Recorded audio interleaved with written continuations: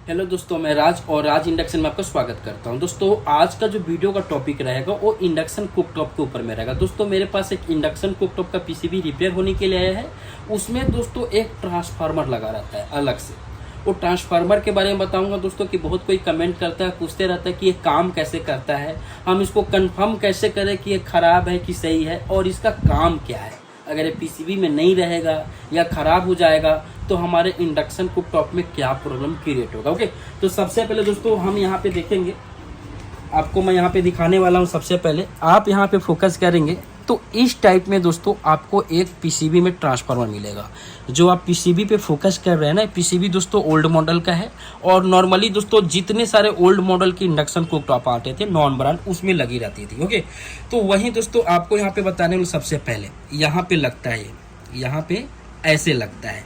अब इसका काम क्या है, तो सबसे पहले दोस्तों आपको बताऊं, ये तो नॉर्मल देखने में आपको एक ट्रांसफार्मर चॉपर टाइप में दिख रहा होगा, ठीक है जी। लेकिन दोस्तों ये आपका है सीटी ट्रांसफार्मर। क्या होता है दोस्तों सीटी ट्रांसफार्मर? सीटी का मतलब दोस्तों होता है करेंट ट्रांसफार्मर। अब करंट क्या है, तो करंट को दोस्तों सेंस करता है। कैसे सेंस करता है? और माइक्रो कंट्रोलर को बताता है। तो कैसे बताता है, इसी के बारे में आपको थ्योरिकल बता देता हूं और उसके बाद इसको प्रैक्टिकल करके पूरी विस्तार से आपको बताने वाला हूं। सबसे पहले दोस्तों इसका थ्योरी को समझने की कोशिश करेंगे। तो दोस्तों आप यहाँ पे फोकस करेंगे तो टोटल इसमें 4 पॉइंट होता है। 4 पॉइंट कहने का मतलब यानी इसका हम प्राइमरी सिरा बोल सकते हैं, आपको समझाने के लिए बोल रहा हूँ, और इसको हम सेकेंडरी सिरा बोल सकते हैं, ठीक है जी। प्राइमरी सिरा दोस्तों ए वाला होता है और सेकेंडरी सिरा ए वाला है। अब प्राइमरी सिरा में दोस्तों जिसकी टर्न होती है वाइंडिंग की, वो कम होती है, बहुत कम होती है, और इसकी टर्न मोटी होती है। अगर हम इसको ओपन करूंगा तो एक मोटा टाइप में आपको एक जम्फर टाइप में दिखेगा। ओके, तो यहाँ पे दोस्तों 1 टन के बराबर समझ लो समथिंग होता है। ओके, और सेकेंडरी में ज़्यादा होती है। अब इसका काम क्या है? नॉर्मल दोस्तों आप ट्रांसफार्मर में देखते हो तो इसमें 2 पॉइंट होती है। जैसे नॉर्मल आपको बताऊं तो यहाँ पे न्यूट्रल और लाइन देते हैं तो इधर से आउटपुट करती है नॉर्मल ट्रांसफार्मर। लेकिन दोस्तों इसमें ऐसा नहीं है, इसका कुछ अलग सिद्धांत है। देखिए, इसका दोस्तों 4 पॉइंट है। पहला पॉइंट को मैं आपको समझाने के लिए 1 कर देता हूँ, और दूसरी पॉइंट को 2 कर देता हूँ, और इधर 3 और इधर 4, ठीक है जी। पहला पॉइंट से आपका 220 वोल्ट इनपुट होगा। कितने दोस्तों? 220 वोल्ट, 230 वोल्ट इनपुट होगा। कौन सा वोल्ट दोस्तों? AC volt. AC volt input होगा। यहाँ से लाइन आपका यहाँ से इनपुट होगा, और फिर दोस्तों इसके माध्यम से आगे आपका यहाँ से होके और सीधे आपका रेक्टिफायर पे जाता है। कहाँ पे दोस्तों रेक्टिफायर लगा रहता है? आपका इंडक्शन कुकटॉप में जो 4 पिन का डायोड है उसको रेक्टिफायर बोलते हैं। तो सीधे दोस्तों यहाँ पे लाइन आ गया। हम दोस्तों यहाँ से लाइन इनपुट किए जी, फिर इससे गुजर के यहाँ से आके और यहाँ से घूम के और हमारे ए पॉइंट पे लाइन इनपुट हो गया, ठीक है जी। अब हमारा न्यूट्रल है ए वाला पॉइंट, और न्यूट्रल दोस्तों हमारा डायरेक्ट यहाँ से न्यूट्रल आ गया। लाइन के बीच में दोस्तों हमने एक यहाँ पे क्या लगा दिया, यहाँ पे हम लगा दिया सीटी, ठीक है। सीटी मतलब करेंट ट्रांसफार्मर। जैसे आप एम्पियर मीटर होता है, एम्पियर मीटर हमेशा सीरीज में लगता है, वैसे दोस्तों क्या हो गया, सीरीज में लगा। अब क्या होगा, जब यहाँ पे लाइन और न्यूट्रल आएगा तो आपको पता होगा कि यहाँ पे हमारा पॉजिटिव और नेगेटिव डीसी वोल्ट आउट होगा और लोड आगे होगा। लोड कहने का मतलब कि इसके आगे कैपेसिटर लगा है, इंडक्टर कॉइल लगा है, आईजीबीटी लगा है। तो जब चलेगा तो लोड बनेगा। जब लोड बनेगा तो इसके यहाँ से जो करंट फॉलो होके आगे आएगी, जो इसके माध्यम से करंट गुजर के यहाँ पे आएगी, वो इसको सेंस करेगा। ये जो करंट ट्रांसफार्मर इसको सेंस करेगा, और सेंस करके इसके सेकेंडरी सिरे से यहाँ पे देखेंगे तो इसका सेकेंडरी सिरा है ये दोनों पॉइंट, यहाँ से आपका एक वोल्टेज होंगे। दोस्तों जब हम डायोड का पहले वोल्ट चेक करेंगे तो एसी वोल्ट रहेगा, और डायोड के बाद में दोस्तों जो वोल्टेज चेक करेंगे वो डीसी रहेगा, ठीक है जी। अब वही वोल्टेज सीधे 10 के रेजिस्टेंस लग के, और यहाँ पे एक प्रीसेट लगा है 20 किलो ओम का, यहाँ से प्रीसेट लग के और ये सीधे एमसीयू यानी माइक्रो कंट्रोलर पे जाएगा। यहाँ पे डिवाइडर आपका बनेगा 47 के रेजिस्टेंस लग के, और यहाँ पे वोल्टेज डिवाइड होके आपके माइक्रो कंट्रोलर पे जाएंगे। ओके, अब कैसे जाएंगे, तो देखिए जैसे नॉर्मली आपको यहाँ पे बताऊं कि अगर हम यहाँ पे 400 वाट अगर इसके इंडक्शन पे हम 400 वाट रखते हैं तो हमको यहाँ पे नॉर्मल आपका वोल्टेज मिलेगा, डीसी वोल्टेज जैसे नॉर्मल आपका मिलेगा 1.2 वोल्टेज। आपको एग्जांपल के लिए बता रहा हूँ, जैसे मान लो हम इसके जगह पे 1000 वाट का लोड डालेंगे। जब 1000 वाट हम सेलेक्ट करेंगे, जब 1000 वाट पे हमारा इंडक्शन कुकटॉप काम करने लगेगा तो यहाँ पे हमारा वोल्टेज बढ़ जाएगा 1.8 हो जाएगा एग्जाम्पल के लिए, ठीक है जी।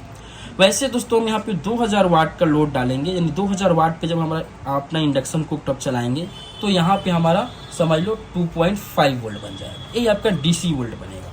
वहीं से दोस्तों वोल्टेज बन के यहाँ पे डिवाइड होके और माइक्रो कंट्रोलर को पता चलते रहता है कि जैसे जैसे वाट बढ़ेगा तो माइक्रो कंट्रोलर को नॉर्मल, आपको एग्जांपल के लिए जैसे 1 नंबर पिन को हमने यहाँ पे बता दिया, ठीक है जी। माइक्रो कंट्रोलर हमेशा क्या होता है दोस्तों, आपका जो सिग्नल लेगा एनालॉग में लेगा, यानी समझ लो 0 से लेके 1, 1.5, 1.7 ऐसे सिग्नल ले लेता है, यानी वोल्टेज के रूप में। ओके, अधिकतम दोस्तों माइक्रो कंट्रोलर जो लेगा 5 वोल्ट से ज़्यादा नहीं लेगा, क्योंकि वो 5 वोल्ट से चल रहा है तो 5 वोल्ट तक ही लेगा। ओके, तो दोस्तों आपको यहाँ पे फोकस करना है सबसे पहले।